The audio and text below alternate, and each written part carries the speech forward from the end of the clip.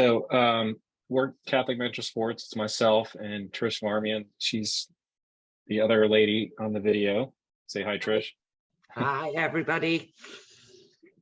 So Trish and I have been working with Catholic Metro Sports for a few years, and basically it's a collection of a bunch of leagues that have been around for quite some time. So we've historically had a basketball league, volleyball league, soccer league, and they all had kind of different organizations, different boards, different structures, and we've collected those all together and created kind of a Catholic youth organization for Atlanta, and we call it Catholic Metro Sports.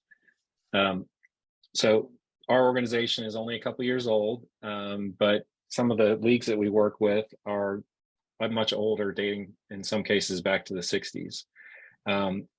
We are associated with the Office of Evangelization and Discipleship at the Archdiocese, and we help to expand life connections for parishioners with their parish and with their school, and mostly related to athletics and sports. We do both mostly youth programs, but we do have some adult programs as well. So our group works, we kind of run the leagues themselves, and then we also help schools and parishes with establishing programs on their own, and kind of making those opportunities available to their parishioners and to their school families. So we've got about 16 parishes in our group, and we have 4 private Catholic schools that are also members. We're probably over 4,000 participants in any given year. And then we've got that's made up of about 2,000 family households, and this is based on kind of last year's statistics. And we have another 600 volunteer coaches and directors and referees and scorekeepers, stuff like that. And then we host about 100,000 game events annually. So it's a big process, or a big a big job for us. This is kind of visually kind of showing you where we are located. I guess the obvious thing is that most of our other member parishes are up north, which that's kind of the way it's evolved over time. And this kind of gives you an idea of the level of participation of some of the different schools that we have, or different parishes that we have. So some parishes participate a little bit more than others. Some just participate in certain sports, but that's just kind of gives you a makeup of what the rest of the league looks like. So we put out a survey for you guys based on kind of historically what St. John the Evangelist had as programming, mostly a middle school program, and we kind of put together some options for you guys to participate in our league, and these are the ones that we ask you all about, which was soccer in both spring and fall, volleyball being both spring and fall as well, cross country or running club, and then winter sports, basketball. It didn't list it there, but also cheerleading. So then we've got spring sports of soccer, volleyball again, and then we also added option for baseball. So one of the things we wanted to at least mention to you, coming from the school situation, is a lot of our other members are both school and parish mixed together. So the programs are mostly after school, and it includes both kids that go to the school and the kids that are members of the parish. And we do have other members that are just specifically school. And the one thing we just want to, I guess, explain or highlight is that the schools themselves don't carry a budget large enough for kind of athletic programming that you would expect to see at kind of like a high school. And that's not just for the Archdiocese, but for other Catholic and Christian private schools and lower schools in our area. The sports programming in middle school is relatively limited. It's not a part of accreditation where you have to have an athletic program. And so schools are more focused on obviously academics and educating, and not so much stress on athletics. So we are providing that alternative to schools that are not normally providing athletic programming. But the important part to that is that the school isn't expected to staff that either. And so there's a lot of parent involvement that's needed. So a lot of our programs, or pretty much all of our programs, are run entirely with, kind of the parents being involved in both communication and coaching. And we provide coach training for them. And then obviously they all need to be safe environment trained as well. So we provide all the programming coordination, but we definitely need parents involved in the local level to make these programs possible for the kids. And this wouldn't be any different for basically any other school or parish program that's in the area. So we wanted to stress that just so that everyone understands that there is definitely a high need for parent volunteers for these teams. And the minimum requirement we have is kind of at least 2 parent coach volunteers for every team that gets formed. Even if you don't know anything about the sport, we still need you as a safe environment, trained parent to be involved in a team, just so that you can be there with the coach, so that we're fulfilling that safe environment requirement of having 2 certified parents for each team. Now, we did have some survey results back, so I wanted to share some of that with you. Now, the survey is still open, so if you haven't responded to that survey that Bernadette sent out, I would highly recommend that you do that. And I will go ahead and put that in the chat, just in case you want to do that at some point later on. So we had 48 families that responded. We're going to go through kind of some of the sports that we're not doing at the moment. We had obviously a strong interest in volleyball, and I think we ended up with 1 volleyball team. Is that right, Trish? Yes, with 15 girls. 15 girls on 1 volleyball team. So large. We had a lot of people that signed up late. So I think in the spring, most likely we'll have at least 2 volleyball teams. Hopefully a 5th and 6th and a 7th and 8th volleyball team. And then something new that we're doing this next spring is we're opening up our league to 4th graders, to give them an opportunity to come into the volleyball program so that they're ready for their 5th grade year. But on soccer for boys and girls, starting in 5th through 6th grade, play together in U12. The kind of the playing size that we have right now in our league is 6v6, 7v7. And many of you that may be aware of soccer, the normal for this age group is 9v9. So we're obviously much smaller than that, just because of the amount of participation that we have in the league. So we had 8 that were interested, and the minimum team size is about 10. So I think we're pretty close. And we had 1 coach parent volunteer interested in helping out with that program. For under 14, again, we're playing small-sided, so it's 7v7. We had 7 boys interested in doing that. The minimum team size is 10, and we also had another coach that was interested in helping out with that. So I think we're, at least on boys soccer, we're pretty close. So I feel comfortable that we should be able to put together a team, hopefully in the spring for boys soccer. For girls soccer, the interest was quite different. For the 5th and 6th grade, we only had 3 that were interested. No coach volunteers, and for girls we had 1 in the 7th and 8th group. Maybe with a little more surveying we can get a few more that are interested, but for right now it looks like that may be challenging. Now for the 7th and 8th grade division, we do play co-ed, so any girls that signed up for 7th and 8th would be put with the boys and would play together. So I didn't want to forget to mention that. For cheerleading, we had 4 interested. Ideally, I think for a cheerleading program, it would be nice to have 10, or something around that number. I'd say 8 to 10 would be good. They would all cheer together in middle school, and that would be during the basketball season. So we didn't currently in this season have enough interest to start that up, and we also had no coach volunteers. So that's probably on the list of things to try again. But that's kind of what the survey said on that opportunity. For spring baseball, we had fairly good interest. We had 11 interested. So far, no coach volunteers. So that may be an opportunity for us to look into for the spring. We'll have more information about that coming out probably in, I think it's early January. Is that right, Trish, or is that in December? We'll have details on coaches' clinics in December, and the first clinic will be in January, and then we start practices mid-January, February. Okay. And this league that we're in, they have some teams that play out of Woodward Academy. So we're trying to see if the level or the division level that we're interested in playing in would have the ability for you guys to have games and practices somewhere in your area, or at least possibly at Woodward. It's run out of, the league is run out of Dunwoody, but it's, you know, a number of private schools around the area who participate in this middle school baseball league.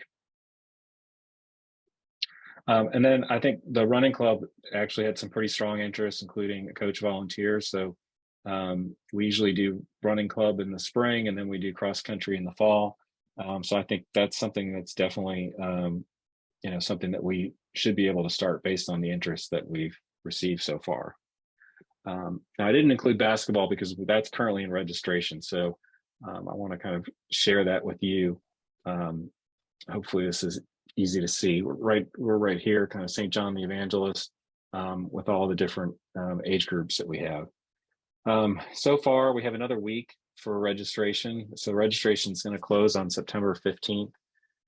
We have, you know, fairly strong interest in the 5th grade boys. You know, the girls, we started off with a wait list because we were concerned about overall interest and not being able to form teams. So we do have one girl signed up in the 5th grade group. And then we have 2 7th grade boys and 1 8th grade boy signed up.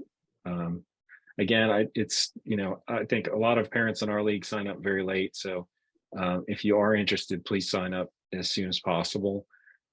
Usually what we end up doing in situations where we have lower numbers is that we'll combine grades. So you would normally play up one grade and then play in that division. So for example, if we had 4 to 5 7th grade boys and 4 to 5 8th grade boys, we would combine this together and have them play in the 8th grade boy division, just to give you an idea how it works. Same thing with 5th grade. If we had only 5 or 6 5th grade boys and we had 3 6th grade boys, we would combine them together and have them play in the 6th grade division.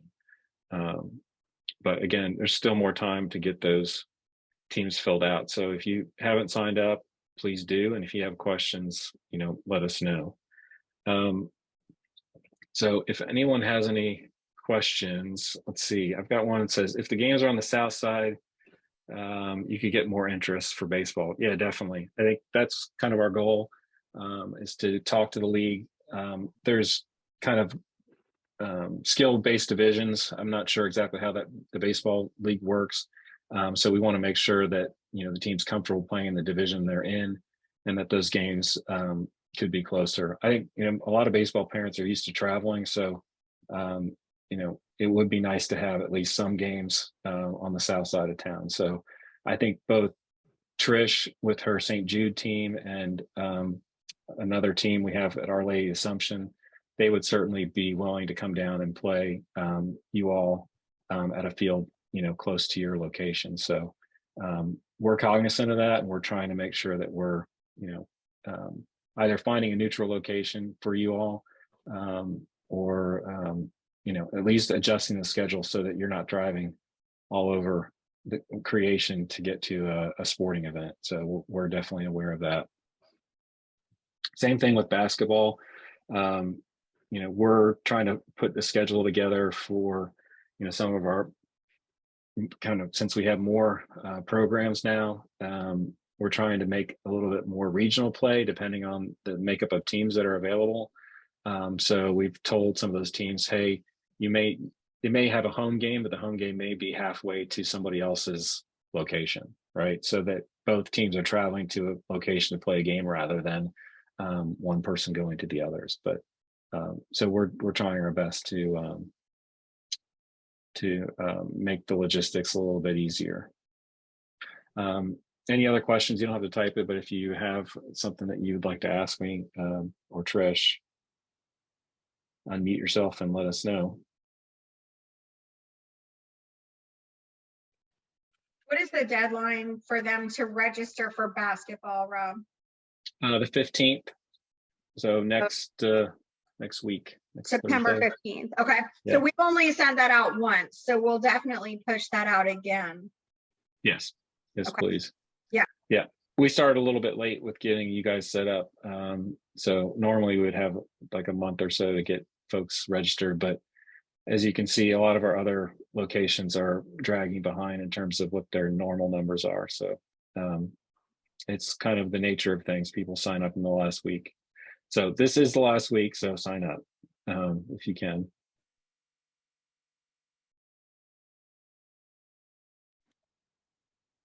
So yes. For the basketball, are the practices at St. John's, or where would they be? Yes. Your practice would be at your own home gym at St. John's. Okay, thank you. We've been doing Tuesday, Thursday for volleyball, and that's worked out really well. And it's been, I think 3:15 to 4:15, or maybe 3:30 to 4:30. So not too impactful to after school time.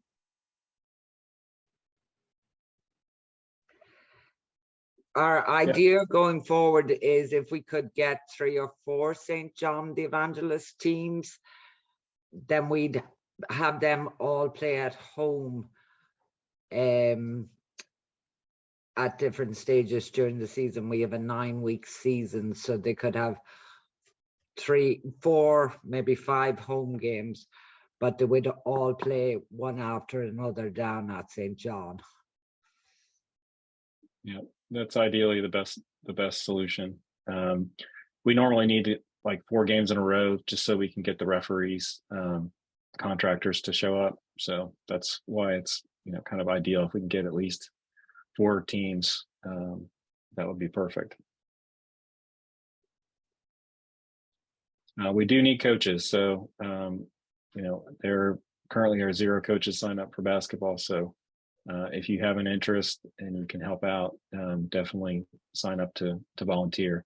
You can sign up when you register, and if you've already registered and you're interested in volunteering, you can go back to our website, and there's a volunteer page where you can select your program, SJE basketball, and then volunteer for whichever age group you're interested in helping out with. If you have issues with that, you can always send me an email. Well, thank you for this information. I just had a question about the running club. Yes. So I'm guessing we're too late for cross country this fall, but as far as the running club in the spring, tell us a little bit more about what that looks like, what they'll be doing as far as their, events and participation goes. Sure. Yeah. So what most of our other programs do is they have kind of a running club during the spring season, and then they do cross country in the fall. So the fall cross country season for most of the locations would be kind of an after school run on 1 or 2 nights a week. And then they would have probably 3 to 4 meets scheduled up for that season. And for you guys, I think we would definitely look into some local meets for you. A lot of the private schools kind of organize meets based on, whether your location is hosting a meet, and then you can get invited to another meet. So we try and trade off with some of the local schools that we have, like Marist or Wesleyan, but I'm sure, Woodward and St. Mary's Academy probably have cross-country opportunities that we could hopefully join into. And then we host a meet at Blessed Trinity for every season. And then most likely we'll either have one more meet that gets hosted at a location to be determined. And then sometimes we join into a charity race. So for this season, we're doing a charity race for Catholic Charities, which will be in Brookhaven here on Saturday. So it's a Saturday morning race, and a lot of the kids in our program signed up to go ahead and do that race as an additional race for their season. So that's kind of how those programs work out. And Trish, was there anything I missed on No, I think you've got everything. Like we do have a manager that either coaches with the coach in the school, or for this year, St. Thomas More are new to us. So he's over there training coaches. He is a runner. So he actually takes the kids out, shows them how to stretch properly, how to do a warm-up lap, then takes them out on the track, or like I think he's actually running around St. Thomas More, but he has runs planned around Emery, around the parks and that, and then he brings them back and explaining the stretching again and doing a slow down lap to get the kids. It's more so to get the kids prepared for cross country when they get to high school. We've spoke to our high school coaches here, and they've told us that our kids were not prepared beforehand. So that's why Blessed Trinity and St. Pius and Marist kind of said, okay, if you can get the kids out and run, we'll let them join cross country with us. So so the spring training is more getting the kids ready that are 8th graders and getting ready to finish in the elementary school to go to high school, so that they know to be training, because high school cross country starts in July. And it's just one of those sports that costs nothing to do really, and the kids love it. Yeah, well, thank you. That helps a lot. So great to get a better understanding on how it works here. Thank you. Yeah, I think Coach Smith added a comment that it would be 3:30 to 4:30 on Tuesdays and Thursdays. So we'll have a registration out for that probably 1st of January, with the plan for them to start running, I think March and April, probably about 8 weeks of running.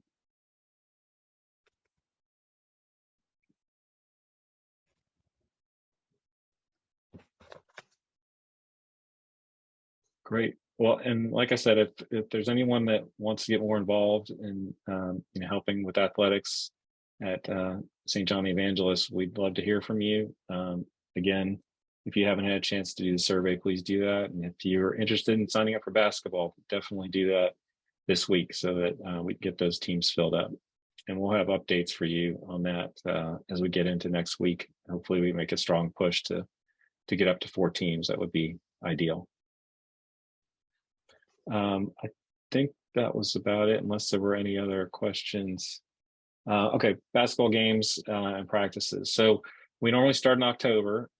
So they will start kind of a once a week practice in October based on the volunteer coaches' availability and schedule. So that would be to be determined, but it usually be once a week.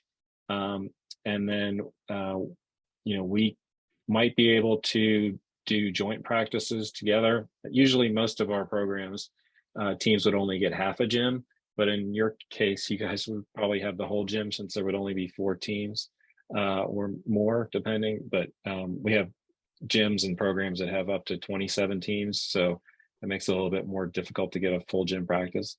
But again, we could do multiple teams at the same time during a weeknight. And then the games start in November, and then they run through until the first week of February. And then there's a tournament, basically that first kind of the last week of January, first week of February, there would be a tournament for the 5th through 8th programs. And usually during the tournament, there's a couple games that are during the week, but most of the season would always be, excuse me, on Sundays. On Saturdays. So yeah, the program is almost entirely Saturday games. The schedule is on the email that we sent out for registration, and it's also on the website. If you go to our website, I'll show you here. If you go to parishes and St. John the Evangelist basketball. So Well, I don't see the schedule in there. It's probably in show details here. Okay. So there's the whole schedule right there, starting the first week in November and then running through 9 weeks to the last Saturday in January. And then we have the postseason play after that, which runs through February 11th. So Saturday runs pretty progressively. Most programs have third grade teams and up. So third grade usually is 9 o'clock in the morning, and then it works its way up. And then some of those games can be up into about 7 or 8 o'clock at night for the older age groups up to 8th grade. Just so you're aware of kind of how that schedule's put together. But yeah, they're all Saturday games. So for coaches, yeah, so every time you go in and register for a program, you get asked whether you want to volunteer. And so when you sign up and you want to volunteer, you'll definitely, you won't be able to miss it. It'll ask you specifically if you want to volunteer for that program.